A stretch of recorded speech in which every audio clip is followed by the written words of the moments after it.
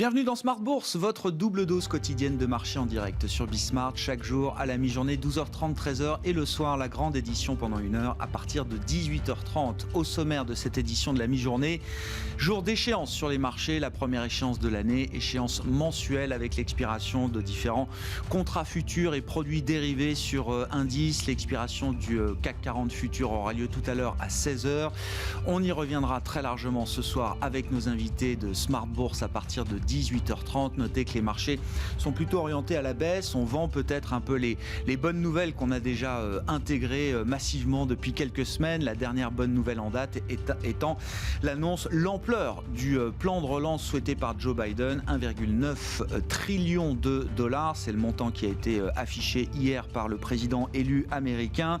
Les marchés l'avaient sans doute déjà bien intégré. Le CAC perd environ 1% à mi-séance avec également le dossier Carrefour, toujours à la une de l'actualité avec un nom ferme mais poli, ou plutôt un nom poli mais ferme envoyé par Bruno Le Maire au Canadien Couche-Tard, et donc la spéculation se dégonfle encore un peu plus aujourd'hui sur le cours de bourse de Carrefour. Vous aurez le résumé complet dans un instant avec Nicolas Pagnès depuis la salle de marché de Bourse Direct. Et puis comme chaque vendredi à la mi-journée, Smart Bourse est consacré à vos finances personnelles. Le sujet du jour, le match du jour, ce sera le match entre le contrat d'assurance vie et le contrat de capitalisation.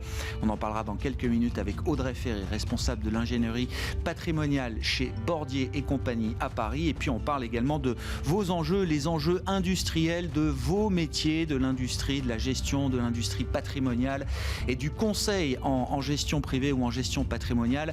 L'enjeu du jour, c'est celui de la digitalisation et de la relation client. On en parlera avec le directeur général délégué de One Wealth Place qui sera avec nous en plateau également pendant cette demi-heure.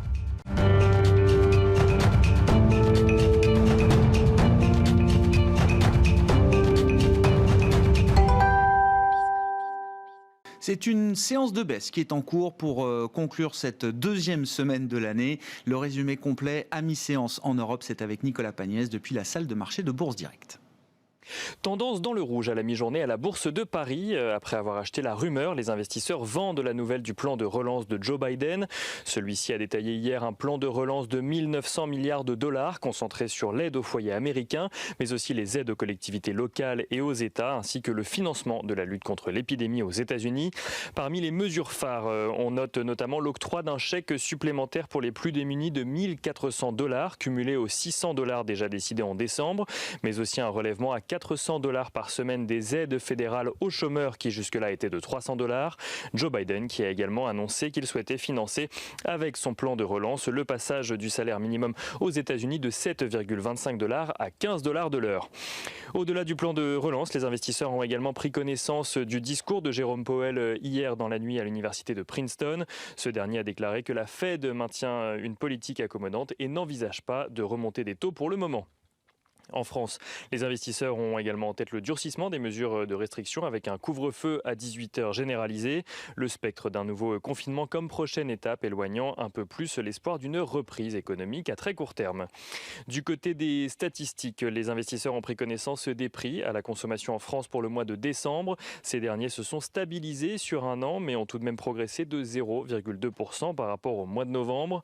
Et au Royaume-Uni, le PIB s'est contracté de son côté de 2,6% au mois de novembre sous l'effet des mesures de restriction, un recul qui est finalement moins fort qu'attendu, le consensus tablant sur plus du double.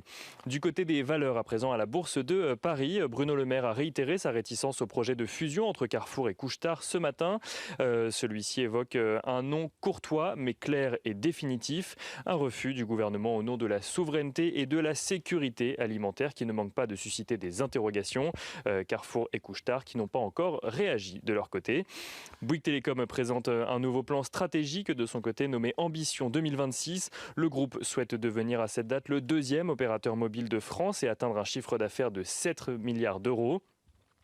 Dassault Aviation annonce de son côté que le Parlement grec approuve l'achat de 18 avions de combat Rafale, une transaction qui devrait représenter 2,5 milliards d'euros pour le groupe. Dassault Aviation qui a également vu le gouvernement indien qui avait lancé un appel d'offres pour des avions de combat auquel le groupe français participait. Le gouvernement indien qui a préféré commander des avions au constructeur indien Tejas. Mais tout n'est pas fini pour le Rafale qui pourrait venir compléter la commande actuelle dans un second temps. Vinci Airport annonce une baisse de 70% de son trafic passager l'année dernière, même si le groupe a vu la situation s'améliorer en fin d'année, notamment sur le continent américain et au Japon. Et on finit avec Valeo qui fait état d'un free cash flow d'une valeur de 1,3 milliard d'euros au second semestre, un montant bien supérieur aux 600 millions d'euros attendus, mais pas encore certifiés. On regarde rapidement ce qui se passe du côté des matières premières à présent. Le pétrole qui s'apprécie à la mi-journée en dessous des 55,5 $, l'once d'or qui s'apprécie elle au-dessus des 1850 $, et l'euro-dollar qui lui est juste en dessous du niveau des 1,2150 $ pour 1 euro. Nicolas Pagnès qui nous accompagne en fil rouge tout au long de la journée sur Bismart depuis la salle de marché de Bourse Direct.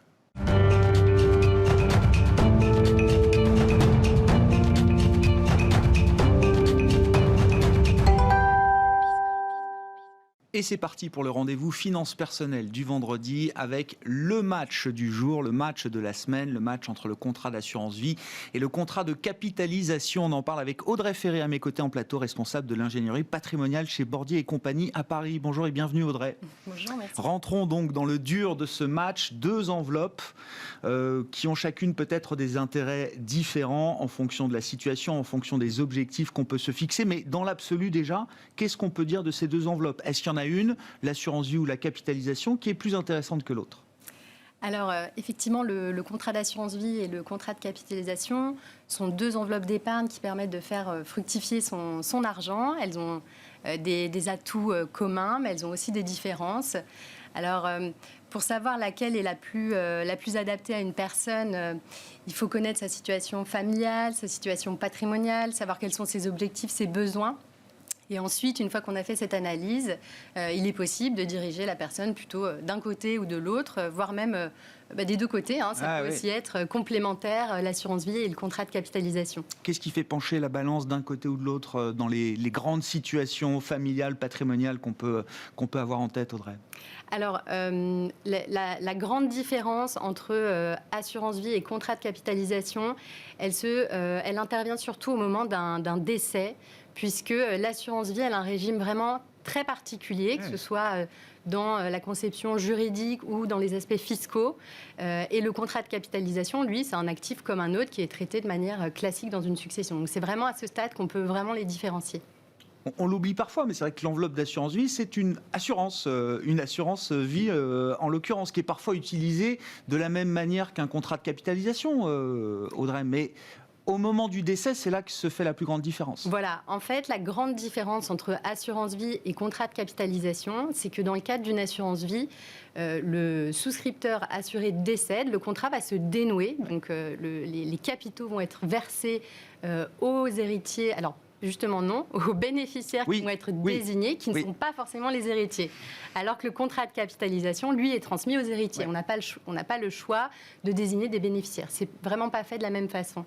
Et fiscalement, surtout, on a un régime très particulier pour la partie assurance vie, puisque, alors ça dépend de la date de souscription du contrat, la date de versement des primes, mais en synthèse, lorsque le souscripteur assuré fait des versements avant ses 70 ans, chaque bénéficiaire va être exonéré des capitaux d'essai reçus jusqu'à 152 500 €, puis au-delà, jusqu'à 852 500 €, il est taxé à 20%. Et ensuite à 31,25. Mais c'est à comparer aux droits de succession qui, eux, peuvent aller jusqu'à 60% pour des personnes qui sont non parentes. Ouais. Donc, la grande différence au moment du décès sur la fiscalité et la transmission effectivement du contrat. Avant cela, qu'est-ce qu'on peut dire de la fiscalité en cours de détention, des produits, des supports qu'on peut intégrer dans l'un des contrats et dans l'autre Bien sûr. Alors là, on est vraiment dans le domaine des points communs entre ces deux types de contrats.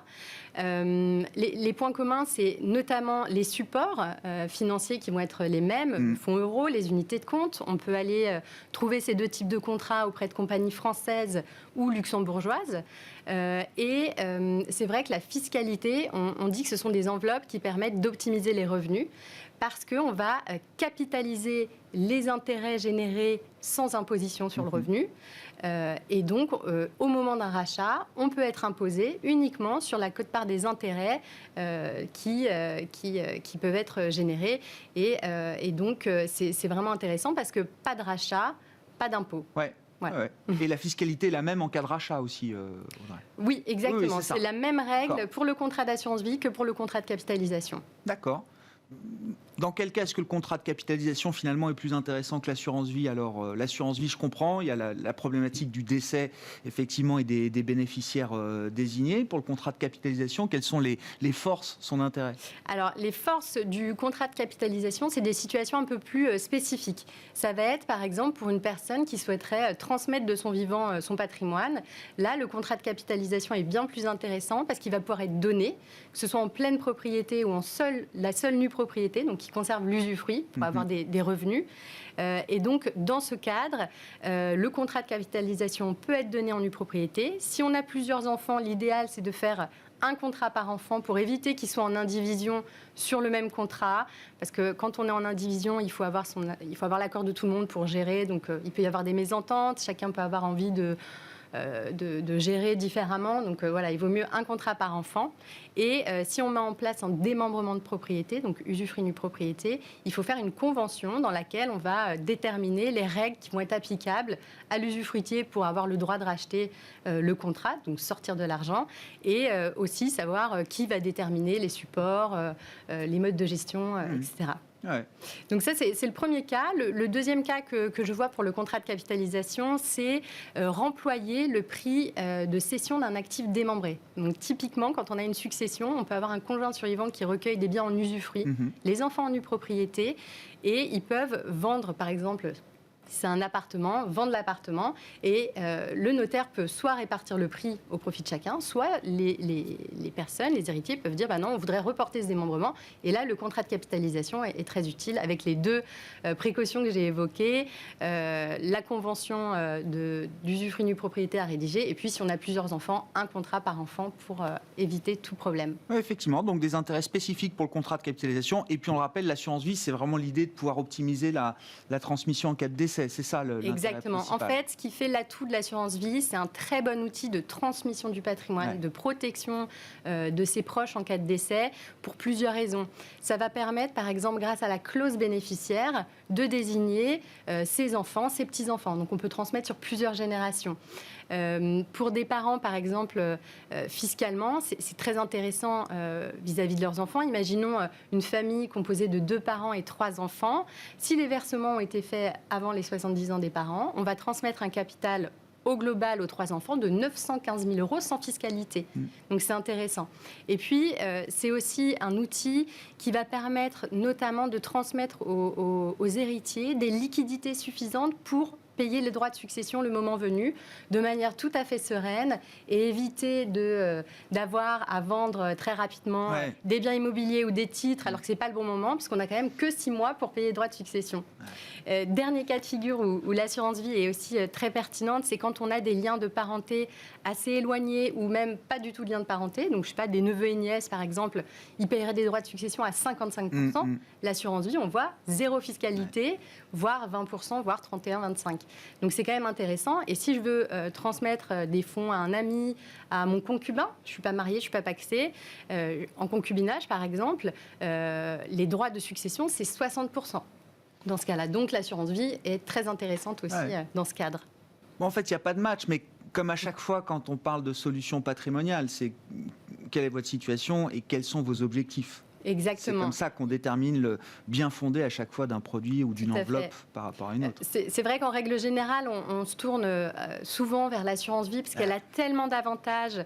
Voilà, elle remplit, mais comme le contrat de capitalisation d'ailleurs, l'objectif de se constituer une épargne, par exemple pour des revenus lors de la retraite, rentabiliser un capital dans une enveloppe fiscale intéressante pendant toute la détention. Voilà, ces 2 contrats longs, l'assurance vie, elle a quand même le côté supplémentaire de l'optimisation de la transmission par la clause bénéficiaire, par la fiscalité qui est attachée. Donc c'est vrai qu'elle a pas mal d'atouts et c'est vrai qu'on a souvent tendance à y aller pour ces bonnes raisons-là. Merci beaucoup Audrey pour cet éclairage technique, précis, pointu sur ce match entre le contrat d'assurance vie et le contrat de capitalisation. Audrey Ferry qui était avec nous en plateau, responsable de l'ingénierie patrimoniale chez Bordier et compagnie.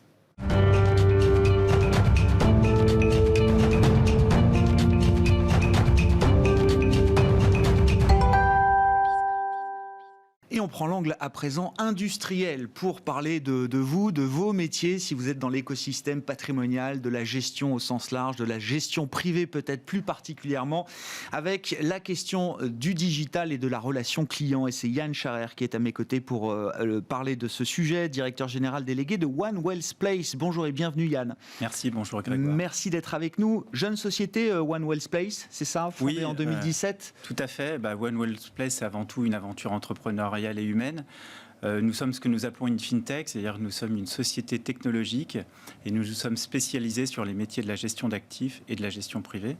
Donc nous aidons les banques privées, les sociétés de gestion et les conseillers en gestion de patrimoine à réinventer leur expérience client et la relation client.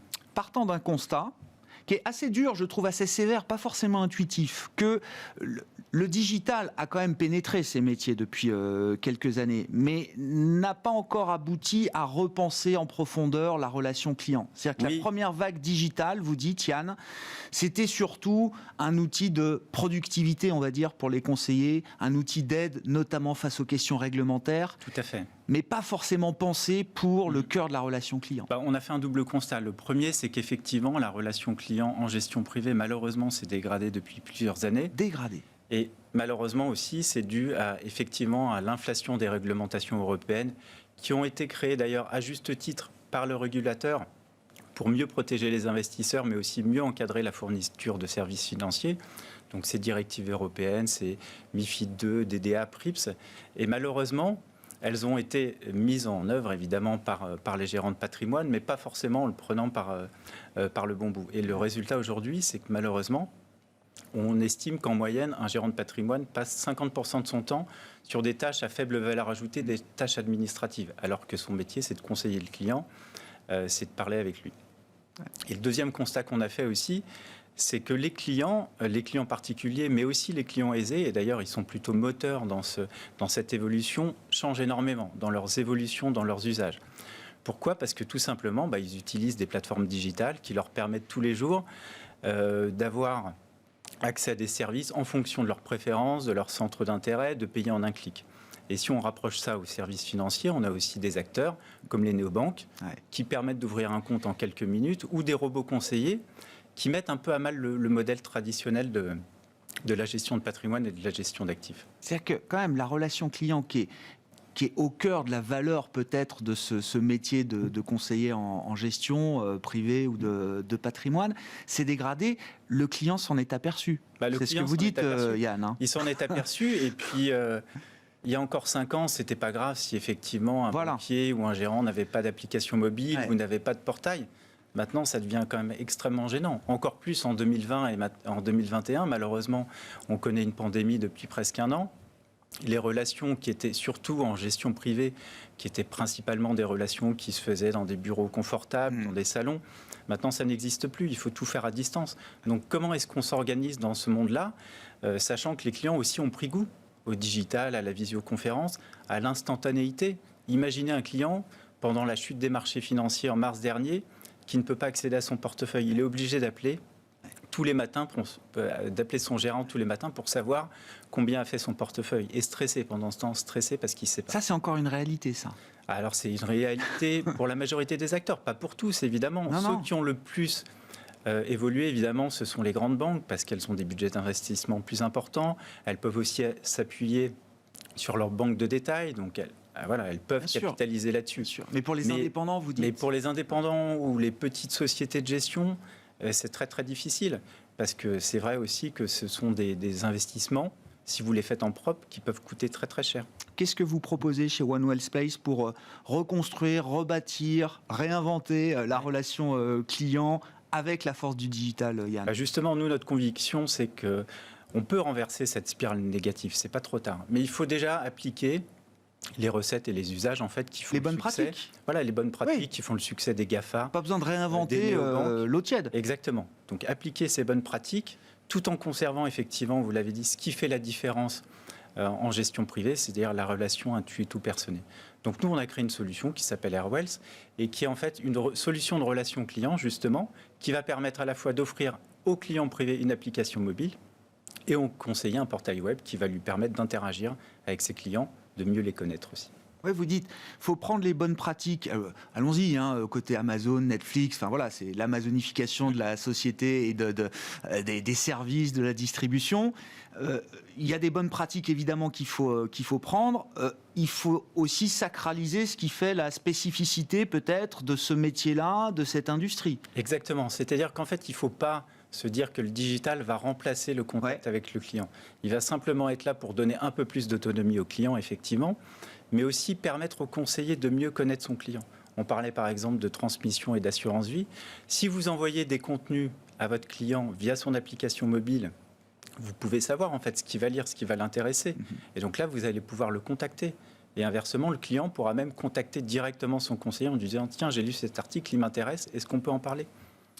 Mais ça veut dire, oui, le filtre humain reste indispensable dans ces métiers. Ça fait partie des attentes toujours des clients privés ou des clients fortunés, si on prend ce segment de marché, Yann, ou est-ce qu'il y a quand même l'idée que aujourd'hui, je suis un client éduqué, sophistiqué, est-ce que j'ai vraiment besoin de mon conseiller pour me dire qu'il faut mettre du Nasdaq ou acheter tel et tel produit c'est ça qui est intéressant avec le digital aussi, c'est qu'on peut finalement varier les parcours clients en fonction du client. Est-ce que c'est un client novice? Est-ce que c'est un client expérimenté?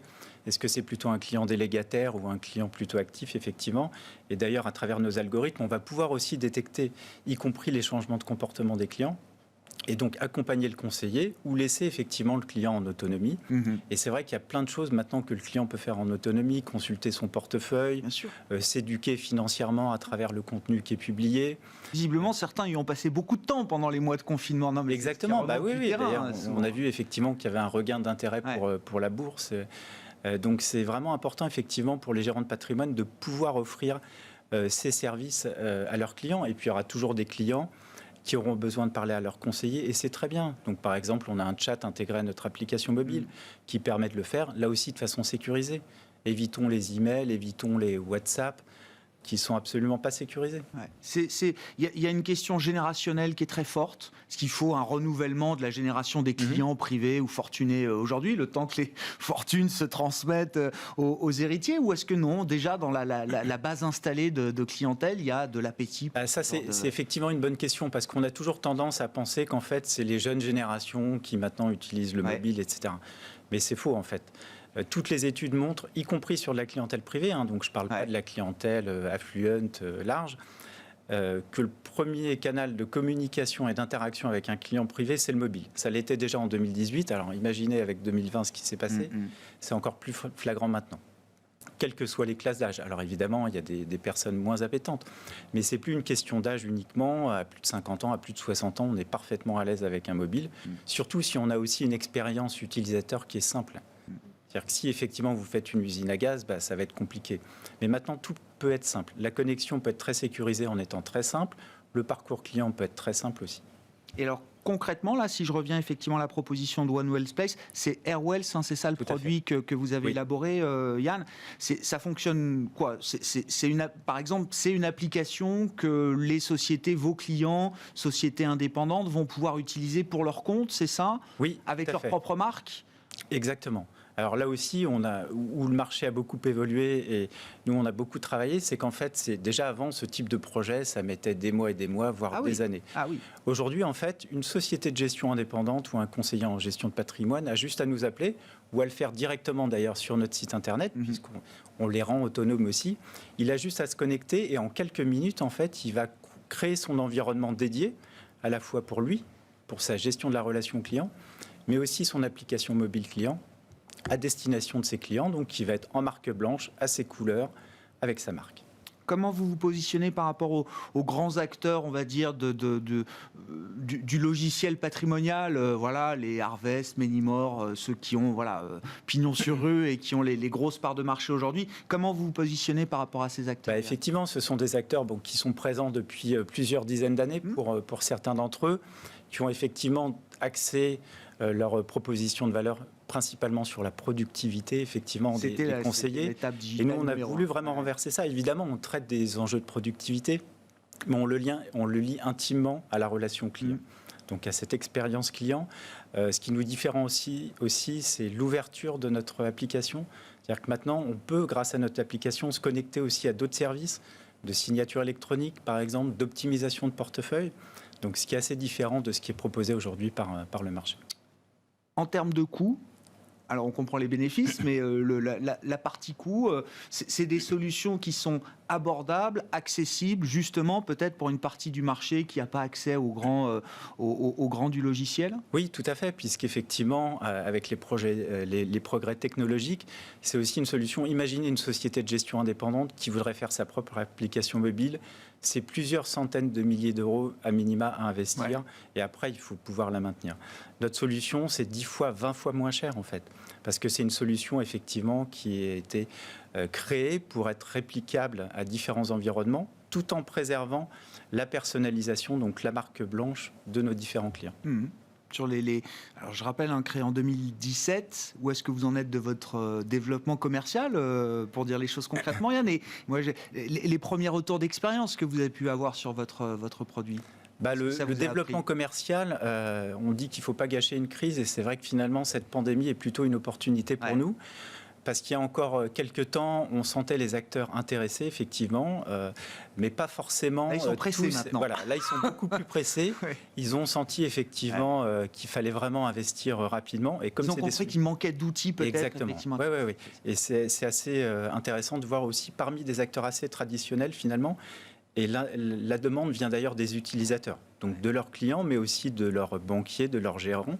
Parfois les plus traditionnels qui disent oui, effectivement, c'est une solution qu'il nous faut, c'est ce qui nous manque aujourd'hui. Bon, on verra. Crise comme accélérateur du digital, la relation client et les retours d'expérience déjà, qu'est-ce qu'ils vous ont appris Les retours d'expérience, alors c'est ça aussi qui est intéressant avec ce type de solution, c'est qu'on va traquer tout ce que fait l'utilisateur. Bien sûr.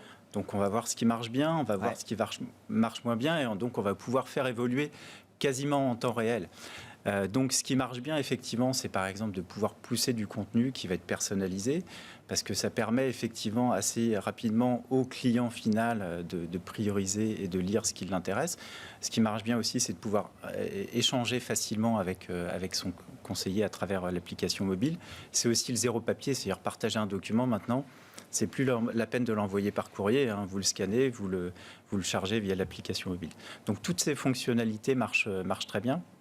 Et côté conseiller aussi, on voit que ça les aide énormément dans leur relation quotidienne. Donc l'adoption, parce que c'est vrai que ce type d'outil en général était quand même assez mal adopté, parce que assez difficile à utiliser. Là, c'est beaucoup plus prise en main. Et d'ailleurs, il n'y a même pas forcément de documentation technique en fait. C'est assez simple, c'est tellement simple à utiliser. Intuitif.